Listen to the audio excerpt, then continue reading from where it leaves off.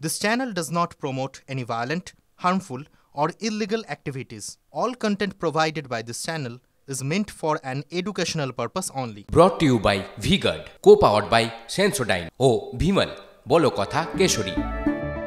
Associate sponsor Ultratech Cement।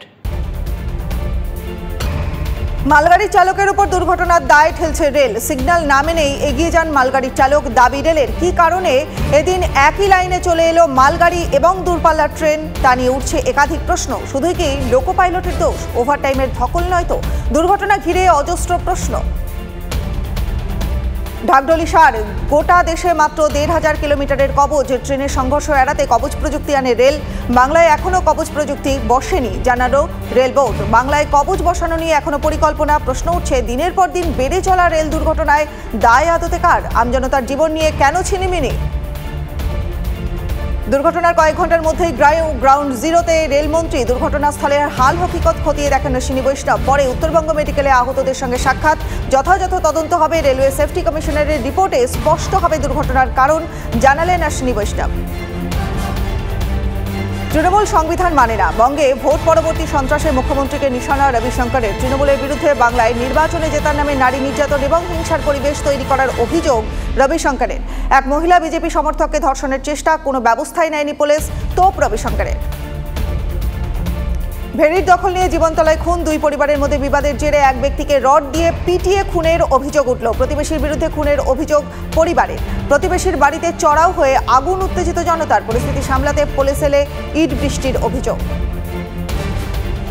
বাগদা কেন্দ্রে উপনির্বাচনে প্রার্থীর নাম ঘোষণা হতেই পথে নামল বিজেপি। বহিরাগত প্রার্থী চাই না, ২৪ ঘন্টার মধ্যেই প্রার্থী বদল না হলে নির্দল প্রার্থী দেওয়ার হুঁশিয়ারি বিজেপি নেতা কর্মীদের। বিজেপির একাংশের দাবি, বহিরাগত নয়, তারা স্থানীয় প্রার্থী চান। রানাঘাট দক্ষিণে বিজেপির প্রার্থী হিসাবে মনোজ কুমার বিশ্বাসের নাম ঘোষণা হতেই ওই কেন্দ্রের সাংগঠনিক জেলা পার্টি অফিসের সামনে বিক্ষোভ দেখান বিজেপির কর্মীদের একাংশ। বহিরাগত অভিযোগ তুলে প্রার্থী বদলের দাবি তুলেছেন তারা। অবশেষে সংসদীয় রাজনীতিতে পা রাখলেন প্রিয়াঙ্কা গান্ধী। রাহুল গান্ধীর ছাড়াও আসন ওয়েনারে লড়বেন প্রিয়াঙ্কা গান্ধী। কেসি বেণুগোপালকে নিয়ে ঘোষণা করেন কংগ্রেস সভাপতি মল্লিকার্জুন খাড়গে। ওয়েনারবাসীর প্রত্যাশা পূরণ হবে বললেন রাহুল। দাদার অভাব বুঝতে দেবেন না ওয়েনারবাসীর জন্য বার্তা প্রিয়াঙ্কার। 10 বছর পর লোকসভায় বিরোধী দলনেতা পদে বসবেন কেউ, কিন্তু কে হবেন বিরোধী দলনেতা? কংগ্রেস নেতৃত্ব চাইছেন রাহুলই বিরোধী দলনেতা হন, কিন্তু সূত্রের খবর লোকসভার বিরোধী দলনেতার পদে বসতে চান না রাহুল। রাহুল রাজি না হলে কংগ্রেসের অন্দরে কয়েকটি নাম ঘোরাফেরা করছে। কংগ্রেস সূত্রের খবর, জোরহাটের সাংসদ গৌর গগৈ এবং চণ্ডীগড়ের সাংসদ মনীষ তিওয়ারির নাম উঠে এসেছে এই আলোচনায়।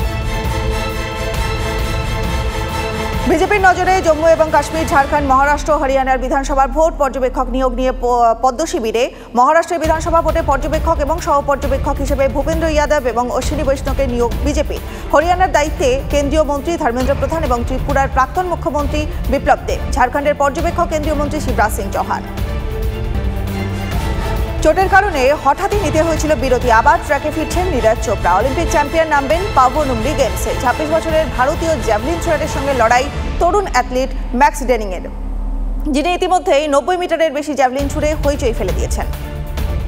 Brought to you by V-Guard, co-powered by Sensodyne O Bhimal, বলো কথা Keshari. Associate sponsor Ultratech Cement।